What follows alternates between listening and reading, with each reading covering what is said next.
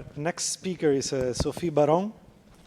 She's an electronic engineer at CERN, where she leads a large multidisciplinary team of technicians, engineers, and physicists in the design of electronic systems for high-energy physics experiments.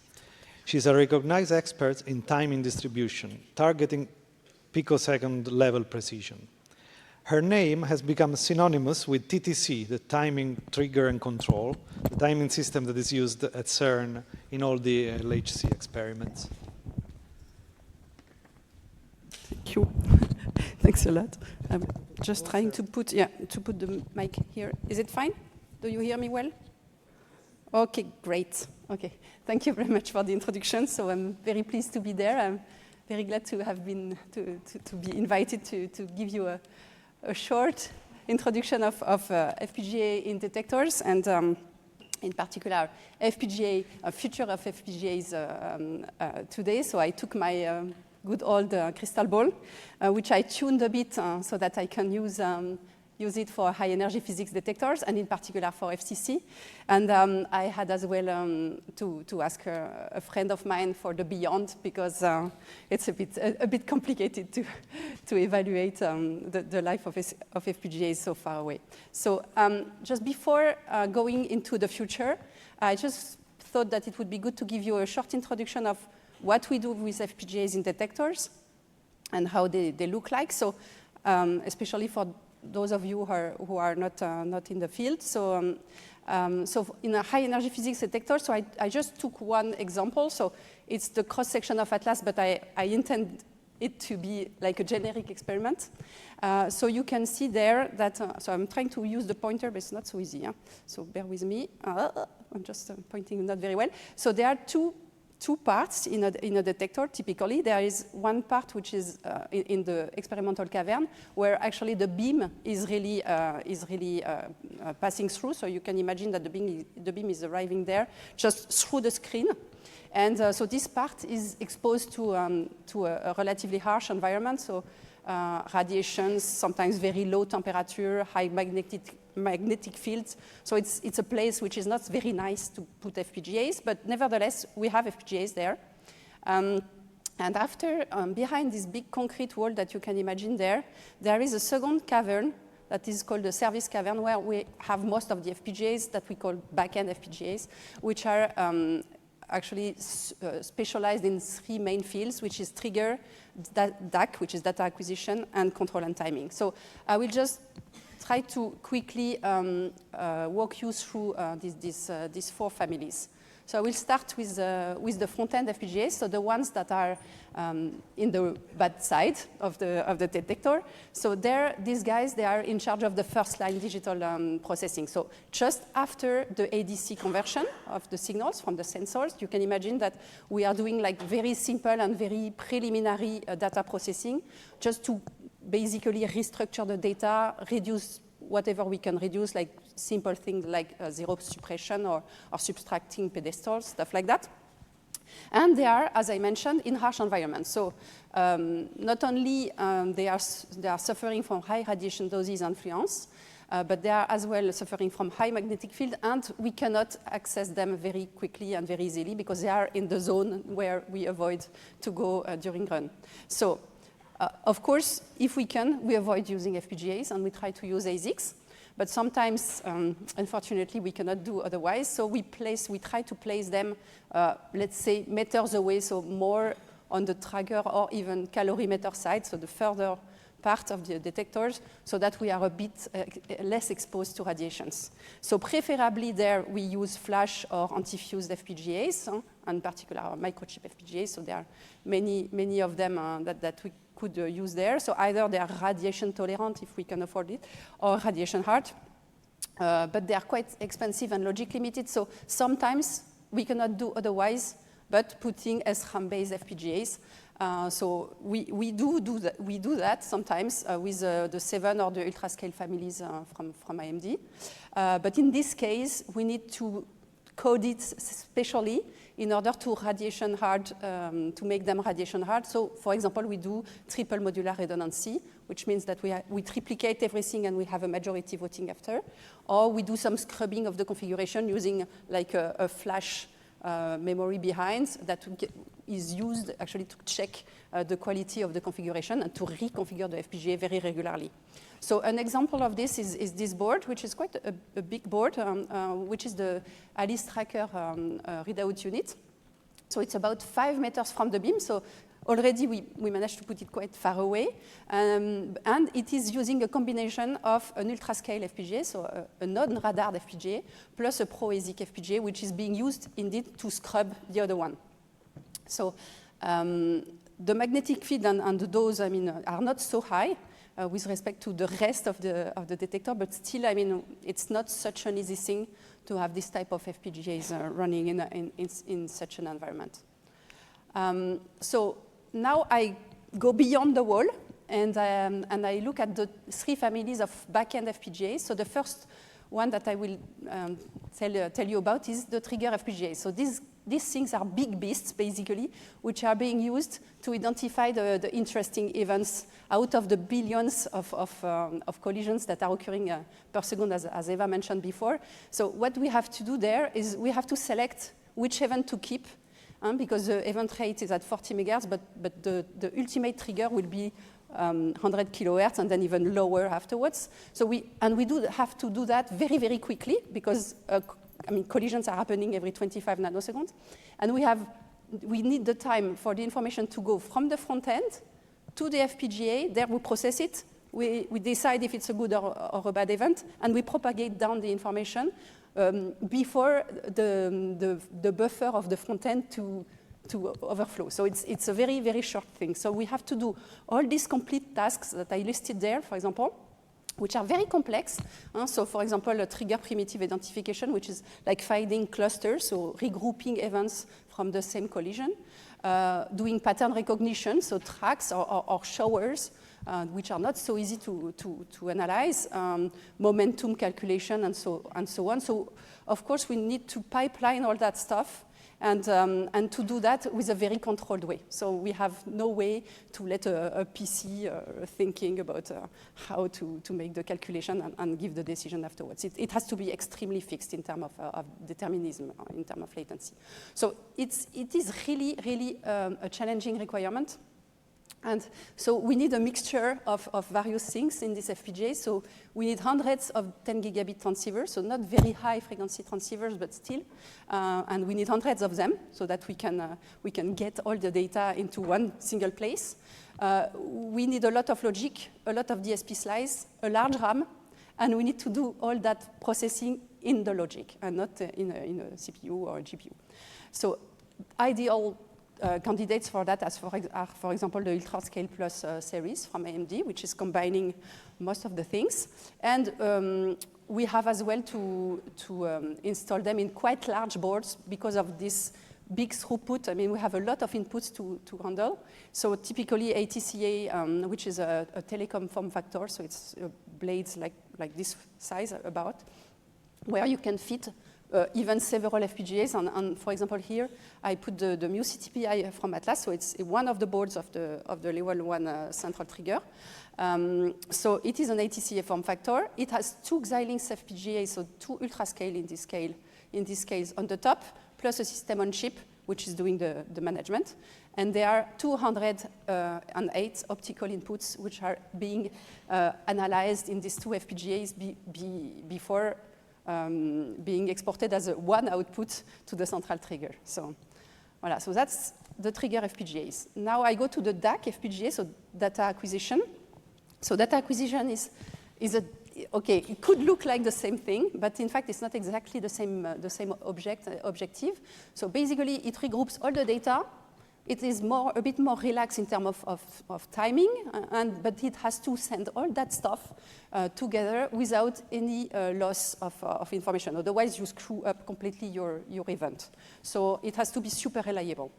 So we do basically a lot of bit manipulation in order to decode and correct the packets, to cluster them, to deserialize them, okay, I should have started with this, to compress them and to buffer them before being sent, I mean, so that we send packets to typically 100 gigabit Ethernet frames or PCI Express. So in order to do that and avoid congestion, we need as well to have quite some memory and buffer handling. So the requirement could look like a bit like the trigger ones, except that we do have quite little processing, but a lot of bit manipulation, as I mentioned, so still you need a lot of logical elements. You need a mixed type of transceiver, so you still need quite a lot of input transceivers, but you need as well some big guys, which are able to transfer more than 100 gigabit per second frames. So typically we need hard IPs for these standard protocols. Quite a big throughput in order to send everything, and a large buffering ability, and as well fast memory access. So typically RAMs or even high bandwidth memories are super, super helpful there. So these boards are, I mean, in terms of form factor, it's a bit less, it's more flexible. I mean, you can choose the ATCA form factor, but some experimenters have as well decided to use a PCI Express. So these ones are bulky boards, which are like GPU type PCI Express boards that you can find in some special servers. And you can see here examples of these two types of boards. So for the trigger boards, you have very few. For the DACs, you have a lot, because you need to send quite a lot of boards. So you can imagine hundreds of boards alike to be used in a DAC experiment. And the last category, so I put together the control and the timing FPGAs, but they are, because very often they are treated together. Mostly they are provided by system on chip now, either in dedicated FPGAs, when there is a way to put a dedicated system on chip FPGA. For example, in ATCA boards, you can afford to have your own SoC chip. But sometimes you have to embed it into an FPGA I mean, the big FPGA, for example, for the PCI Express boards, because you have not the luxury to put an extra FPGA there. It's super dense. For the timing, so the timing is in charge of the bunch clock distribution, so the collision frequency. And it is often merged with trigger or DAC hardware, usually. And it requires some dedicated optical links, which are usually shared, shared with control, usually, or trigger. So the clock is embedded in the serial stream, and it is recovered thanks to the clock and data recovery circuits, which are embedded in the transceivers, cleaned outside the FPGA, and re-embedded for the next stage. So this is something that is being done everywhere, but with new timing detectors, we have more and more a requirement in terms of stability, precision. So we are tending we are aiming at 10 picosecond stability, something like that, or even below, and very good jitter.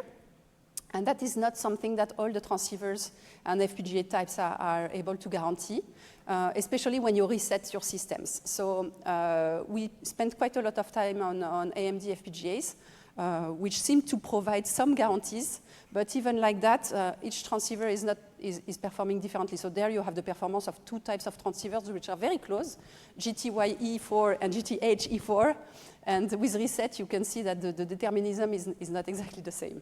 So, and in addition, it's sensitive to temperature and firmware and so on. So just a short word about the environment of these FPGAs. So you've seen that there were ATCA boards and PCI Express boards. So this is how it looks like. So these are pictures of Alice, TPC racks, where you can see the back side where you have all the connectors. And this is, for example, a server hosting a PCI, three PCI Express boards. And this is the front side, which is much cleaner. And in the other side, you have here a picture of a rack, which is not full.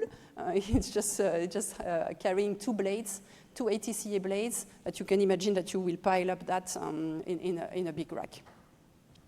So now, okay, I jump into the future. And there, of course, future is bringing quite a lot of questions. And okay, I will try to give you some elements of answers. No guarantee.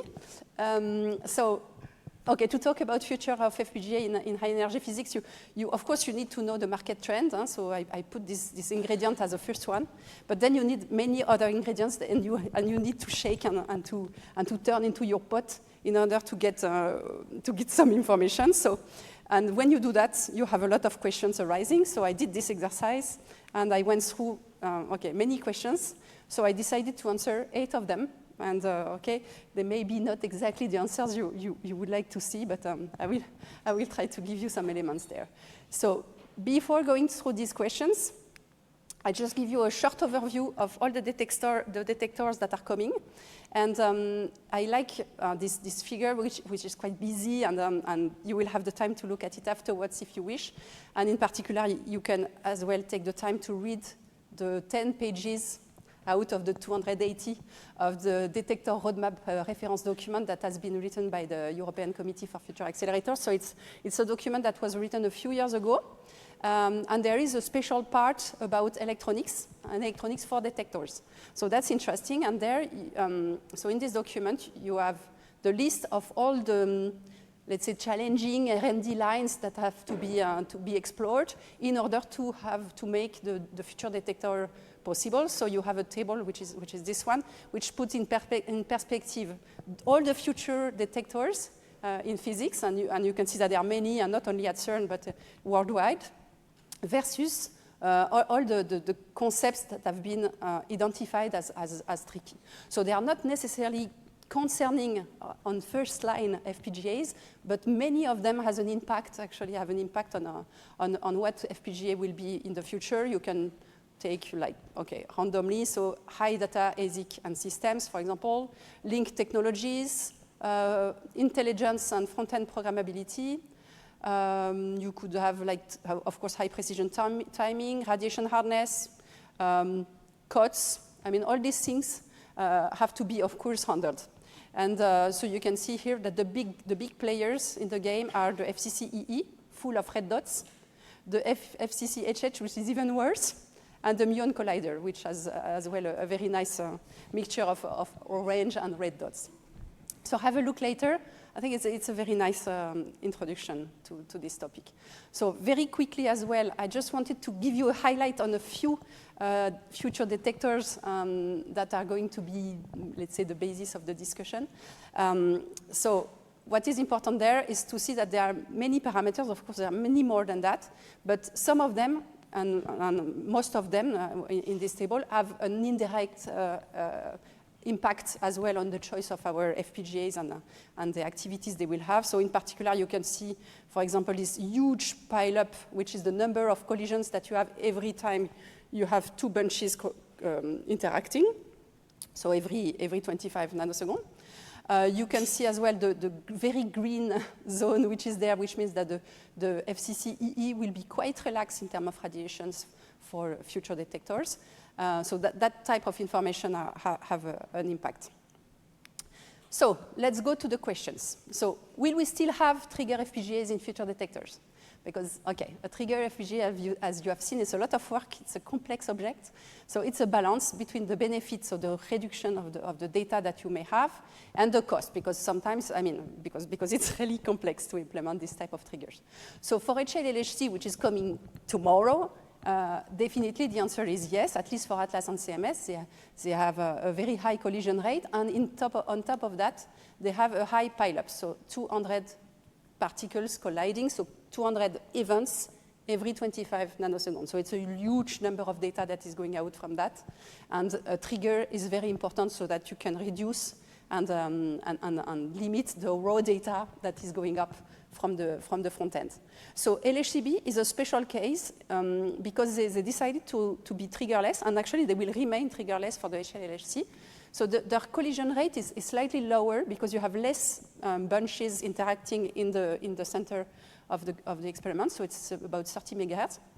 And the pileup as well is lower. So it means that, okay, they can still survive with a triggerless architecture, but it's a challenging one. And in fact, I'm just cheating a bit because there is a software triggering. But as I'm talking about FPGA, I consider that it's a triggerless architecture. So for FCC EE, that's much less evident. So there is a debate which started in the TDAC community, because of course a triggerless architecture is tempting, but it depends as well on parameters that are not yet very well known. I mean the ideas of detectors are just, preliminary. They are not yet really very well understood objects. So for example, the beam background is something that may be a game changer. So we do have some parameters, though, that we know. So a bunch crossing rate, which will be around 50 megahertz, with very, very low pileup. So sometimes you may even have no collision, no interesting event in one interaction.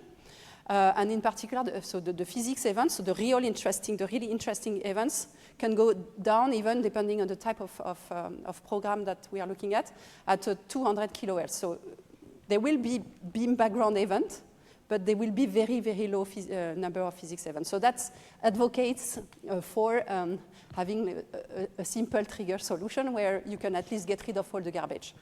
But there is as well a requirement which seems to be a trend, which is that these detectors, they are going to be quite dense. And if they are dense, means that you don't have much space to put the fibers in the front end, which means that you don't have actually the fibers to go up to the trigger, and then you cannot really have a trigger. So, I mean, that's a trade-off between the two. And in terms of data, so the triggerless data for the moment as well, we don't know very well because of this famous background. So the estimations vary between 1.3 terabyte per second to 14 terabyte per second for the moment, depending on the simulations. So, but still, it remains on the order of magnitude of what we know for the moment. So there I found a very nice graph that is showing all the bandwidths of the experiments over time. And we are here for the moment. So you can see CMS and Atlas, which are trigger, which have a trigger architecture, which are there, and the LGB Run 5, which is a bit above, but without trigger. And in fact, this looks like what we are going to have as a triggerless architecture. Just note that, however, for the FCC HH, we are in the middle of the O of tomorrow, so far away with high 1 or 2 order of magnitudes above the initial one. So that will be really, really tricky, but it's difficult to think about that already now.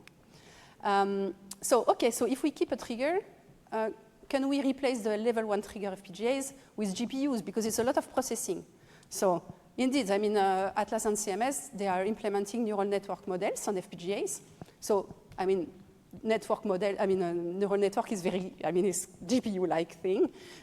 So they are using HLS for ML, for machine learning or FIN to allow the conversion between high HLS and HDL. So that's okay. That make us think about GPU. We have as well the training models of the neural network models, which are in Python. So, I mean, all that stuff advocates towards a GPU concept. But don't forget that even if we are compute focused, we are as well time critical, and that is a killer. I mean, the fact that we need still ultra low latency for the next generation will kill the possibility of using a GPU. So, okay, so we can keep the level 1 triggering with FPGAs, but then still we need to have manufacturers making FPGAs like the Ultrascale or the Ultrascale Plus families, so with a lot of SerDes and a lot of DSPs. Okay, and if we look at the DACs, so could we get rid of FPGAs in future DACs? So no FPGA in data acquisition means that basically the front end directly speaks to the network and even to the network interface cards in the even building farms, so in the computer rooms. So that's an old dream. I mean, we are speaking about that for a long, long time. And the main problem is that it pushes all the constraints down to the front-end electronics. So the intelligence, the buffering, and the fast memory access that we were speaking about before, some reconfigurability, high-speed links, and standard communication, like Ethernet, for example, directly from the front end. So that's a huge list, and when front-end designers and ASIC designers see that, they just send us to hell. But actually, now, each of these links there, these bullets there, they are being addressed by R&D programs that are really, let's say, answering each of these points.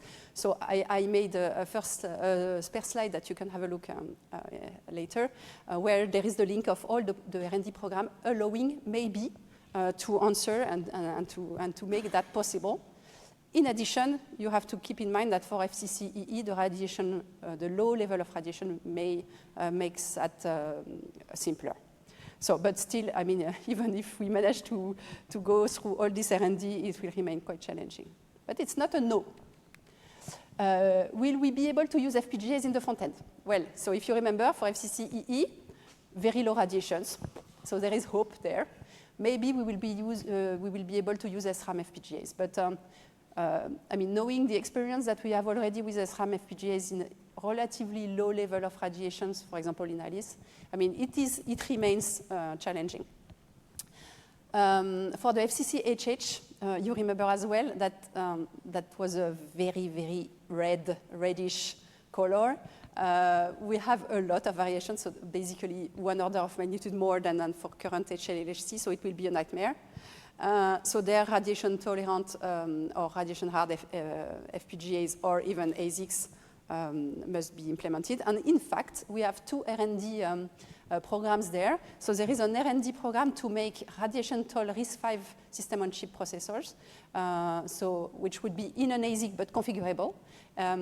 So the link is there as well. I tried to put the links everywhere if you want to have a look. So that would be ideal for slow control in the detector. And there is as well a new program starting on radiation-hard embedded FPGA ASICs, where actually you would have the configurability of an FPGA, okay, relatively limited, but still, allowing to do aggregation and reconfiguring the FPGA, but radard. And for that, we will actually triplicate everything by default and implement radiation-hard RAM blocks so that you can play with this FPGA in front-end as if it was a normal FPGA.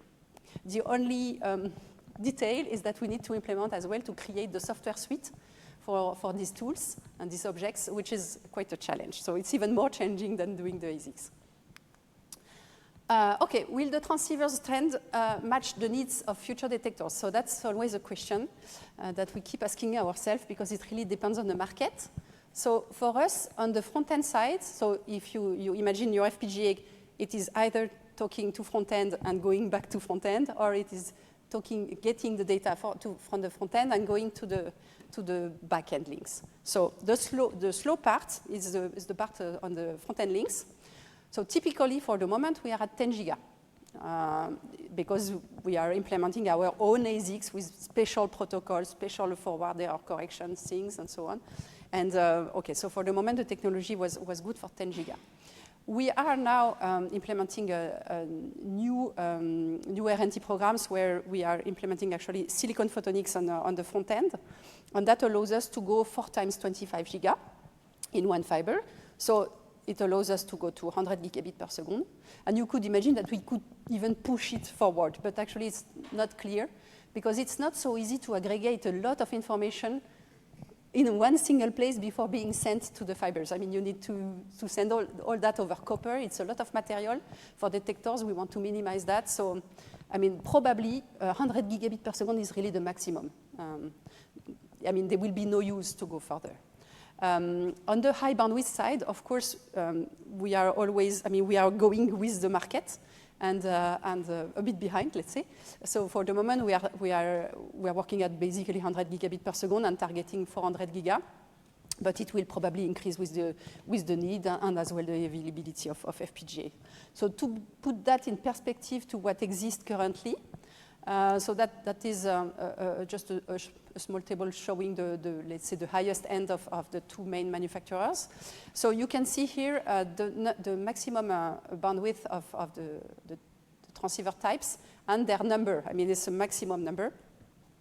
So you see that there are 2 trends. Huh? There is one trend which is to have like mid-range FPGAs where you have a lot of relatively slow transceivers. And you have as well these high-end guys where you have a mixture of very, very high frequency transceivers and some relatively low frequency transceivers. So you can find there some patterns. Huh?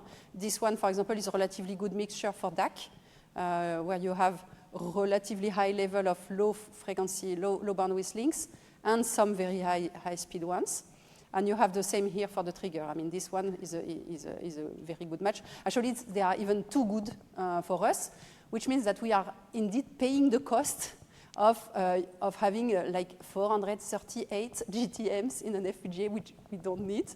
So we are purchasing FPGAs that are sometimes or quite often over constrained. I mean, they are overkill, I mean, with respect to what we want. So in order to get rid of this problem and to simplify our life and pay less, we have to join forces and standardize or choose in advance some particular FPGAs that are good for everybody. So we have to agree between experiments, between detectors, in order to select a few FPGAs on which we will increase quantities and reduce the cost. So that's something which forces us to get organized in advance in order to face this problem. Okay, 2 more questions to go, I think. So will future FPGAs be compatible with high precision timing? So they're not very nice. I think probably not, and actually Eva just mentioned it before. Determinism in transceivers, so it means that you keep the same latency basically of signals over resets and time and temperature and whatever. That is not a requirement from industry so far. I mean, nobody cares about that. So when we discuss with manufacturers, okay, they are not super sensitive to this point, let's say. So for the transmission, for the moment, what we do is that we have specific features in transceivers, which are, for example, phase interpolators that allow you to fine-tune the phase and send the data with always the same phase. But they are not available in all transceivers, and actually with the time, transceivers are getting more and more complex and less configurable. So these phase interpolators are either not there anymore or not accessible. And for the receiver, as I've mentioned before, each receiver reacts in a different way because it's not something that is an important topic for the manufacturers, so no guarantee. In addition, the jitter in FPGA tends to increase with the technology evolution. So White Rabbit people have shown that actually the smaller the node, the higher the noise, which is not a very good news. And as well, we have a clock quality which is very sensitive to crosstalk. So the higher the FPGA, the more you have logic inside you have, and then it creates clock quality. I mean, it degrades the clock quality. So solutions which are not super sexy is, for example, to dedicate low-end FPGAs for timing instead of doing that in the big guys. Or we are as well working on R&D to implement phase monitoring and noise reduction out of the FPGA. So you enter, you go out, and you clean around. So again, you have the links there on the activity. Last question, or no, almost, yeah. So sorry. So chiplet trend. So I like this one. So you know now that FPGAs are not anymore one single chip, but there are many chips which are all together in one single object. And we do have quite interesting features there. So the ARM processors, which are very nice, of course. DSP engines, very nice. EA engines, okay, well, for the moment we don't use it too much. It's a bit, it's not deterministic enough and not bringing a lot of positive interest. HBM, very nice, so high bandwidth memories. So that's extremely interesting for us. And there are as well hard IPs for the transceivers. So that's very nice. So the trend is to go co-packaged optics. So it means that on top of that, you will add as well some lasers inside the FPGA so that you go directly out of the FPGA optical, which means no copper limitations anymore in terms of bandwidth. So it allows you to go faster and as well to go further. So you can do, for example, chip-to-chip interconnect. So for triggering, for example, it could be very nice.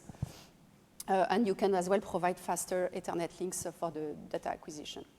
So that's nice. There is just one single point, which is with the HBMs that I mentioned before. So very, very nice, this high bandwidth memory. I mean, they are co-packaged in some of the high-end FPGAs, and you can see here in this table, I don't know if you managed to see the figures, but it's skyrocketing really the number of, the storage possibility, and it provides as well very fast access, so it's super nice. The only point is that these HBM memories, they are not manufactured by the FPGA manufacturers themselves. They are manufactured by Samsung, for example. There are few suppliers. And this component, the memories, they have a very, very short turnaround time. So typically, every 2-3 years, there is a new generation. So they manage to keep the objects, the memories for 7 years, sometimes where we are lucky 10 years.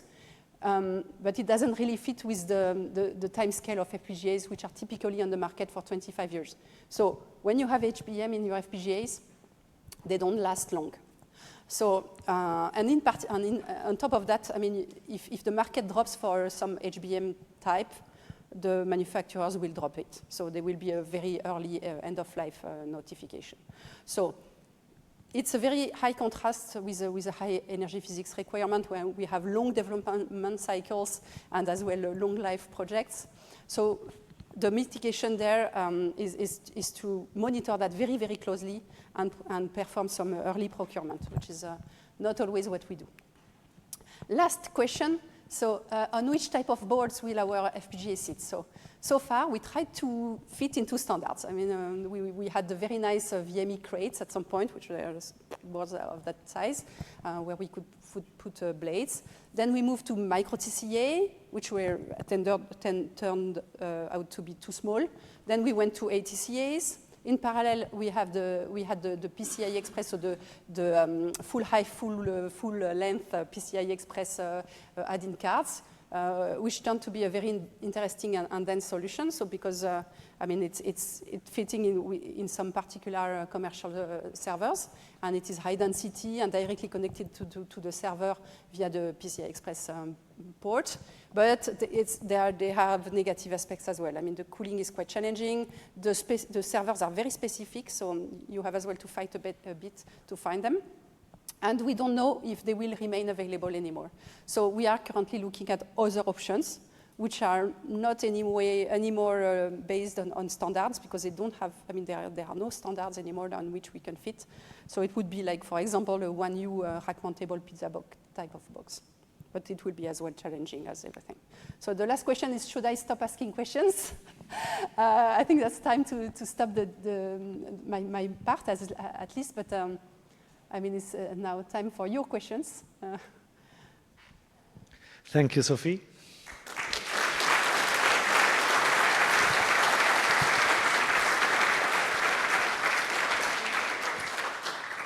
Any questions for Sophie?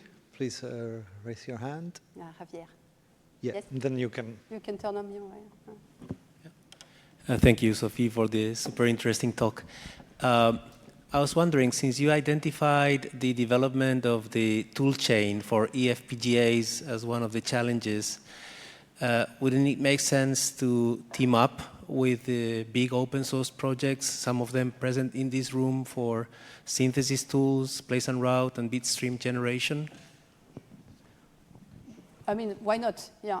I mean, we are really starting. So for the moment, we focus on at least the feasibility of such an object. And it's really the beginning. So yeah, I think it would be a nice idea.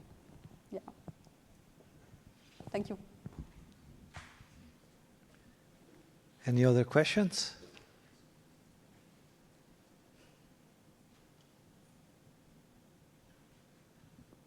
Okay, we can thank Sophie again.